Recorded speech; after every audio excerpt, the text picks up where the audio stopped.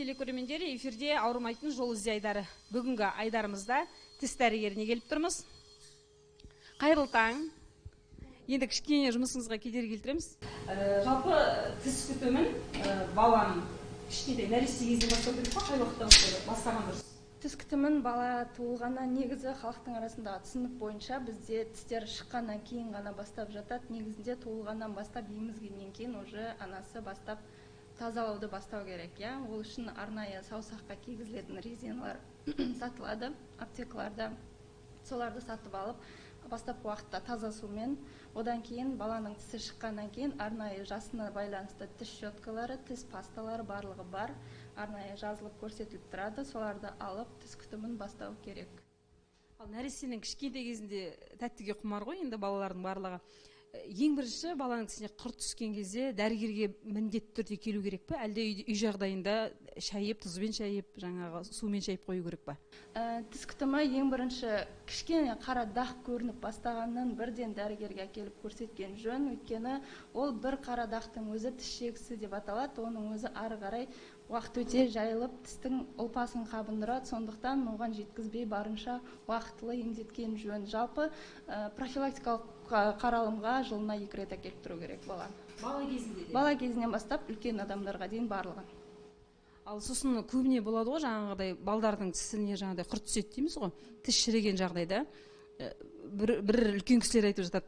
Енді біздер үлкен кісілердің тәрбиесін көрдік қой. Баланың, кішкентай баланың сүт тісін жұлуға болмайды дейді. Ал жалпы дәрігерлер не дейді сол жөнінде? Сүт тісті жұлуға бола ма? Сүт тісті өзінің көрсетілімдеріне байланысты ғана жұламыз. Біздер бастапқы уақытта мысалы 7-8 жасқа дейін тіпті оны мүмкіндігінше жұлмаған жақсы, керісінше емдеп сақтау керек. Өйткені тұрақты тістер шыққанға дейін ол аралықта тістердің орнын сақтап тұру керек. Тіс шайнау қызметін атқарғаннан кейін тамақты қорыту үшін ауызды шайналу керек. Осының барлығына қызметі үшін міндетті түрде сақтаған жөн. Негізінде енді мүмкін емес, жаңағыдай асқындырып алып жатады өкінішке орай халықтың арасында. Ондай жағдайда қатты үлкен болып ісіп іріңдеп кеткен жағдайда көрсеткіш болатын болса жылынады, өкінішке орай. Жұлуға тура келеді. Ал енді баланың сол кішкентай кезінен тісі сау болу үшін қандай тағамдар, қандай жеміс-жидектер жеуге болады? Ең оңай жолы бастапқы уақытта бала кішкентай кезінде тәттіні, газды сусындарды мүмкіндігінше дәмін білгізбеуге, үйретпеуге тырысу керек. Одан кейін сүт өнімдерін, ет өнімдерін, содан соң балық өнімдері және де міндетті түрде жеміс-жидек, көкөністерді және қосымша витаминдер тағайындап, педиатрлардың көмегімен соларды қабылдаған жөн. Ал баланың сол кішкентай кезінен, баланың нәресте кезінен тісін жаңағыдай сау сақтау үшін, ауырмау үшін жалпы қандай әрекеттер жасау керек? Бала кезінен сау сақтау үшін ең бірінші тіс шыққан кезден бастап, жаңа айттық қой, бірден даже шықпай тұрып та тазалау керек. Негізінен тіс шыққаннан бастап тазалық гигиена таңертең және кешкі уақытта 2 мезгіл міндетті түрде жасалыну керек. Одан кейін міндетті түрде жылына 2 рет тіс дәрігеріне апарып профилактикалық көрсетілім жасап тұру керек. Осының барлығын қадағалап отыратын болса, сау тістердің сақтауға болады. Сосын үлкен кісілерде тістің қызыл еті деп жатамыз, қабынып жатады кейбір кісілерде. А балаларда ондай кездеседі ме? Ондай кездеседі, бірақ өте сирек жағдайда. Ол жаңағы айтқан тіс тастары мен тіс қақтарын көп мөлшерде жинап алып, асқындырып алатын болса ғана кездеседі. Бірақ балаларда қатты көп емес ол жағдай. Ал тіс мықты, берік болу үшін балаға қандай тағамдар, қандай дәрумендер мысалға? Бізде жаңағы көпшілігі жағдайда айтылатын ол кальций, магний міндетті түрде және де қан анализдерінде тапсырады ғой бала. Сол кезде ферритиннің мөлшері де маңызды рөл атқарады.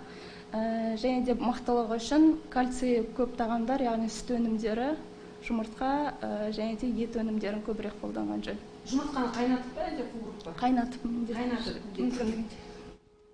Қазіргі балаларда қандай тіс аурудың қандай түрі көп кездеседі қазіргі кішкентай балалардың арасында? Бізде халықтың арасында жаңағыдай қатты профилактикалық жағдай көп дамымаған, өкінішке орай, сондықтан міндетті түрде асқындырып, ауыртып алғаннан кейін барып әкеліп жатады. Яғни пульпит деп айтамыз, периодонтит деп айтамыз. Пульпит дегеніміз тістің нервісінің қабынуы болатын болса, периодонтит ол тістің түбірінің аймағындағы қабыну, іріңдеу процестеріне алып келеді. Тағы бір сұрақ, жалпы балаларға қандай тіс пастасын пайдаланған дұрыс? Мысалы, аузын шаят көп балалар тыңдамайды ғой, енді 3-4 жасар балалар аузын шая алмайды. Сондықтан қандай тіс пастасын пайдаланған дұрыс деп ойлайсыз?